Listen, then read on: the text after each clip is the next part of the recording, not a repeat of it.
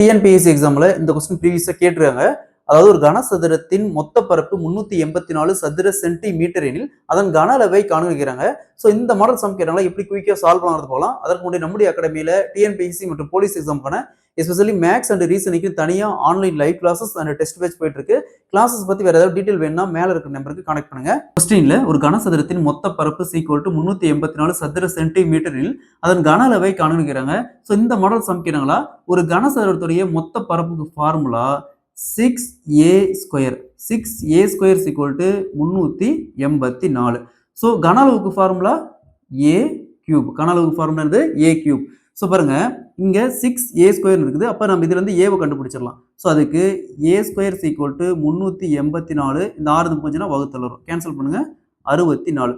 So a square equal to 64. அதாவது a square equal to 64. அப்ப a என்ன வரும் 8. அதாவது 8 × 8 64. ஸோ a ஈக்குவல் டு 8ன்னு கண்டுபிடிச்சிட்டோம். அதை அப்படிங்க சப்ஜெக்ட் பண்ணுவோம் a கியூப். அப்ப 8 கியூப் ஈக்குவல் டு 512. ஸோ அதோடைய கன அளவு பார்த்தோம்னா 512 கன centimetre. Option A is the correct answer. இதே மாதிரி இந்த சம் பாருங்க ஒரு கனசதுரத்தின் மொத்த பரப்பு 294 சதுர சென்டிமீட்டர் எனில் அதன் கன அளவை காண்கிறாங்க. இதே மாதிரி தான் இந்த சமம் சால்வ் பண்ணிக்கிற ஆன்சரை கமெண்ட்ல போடுங்க.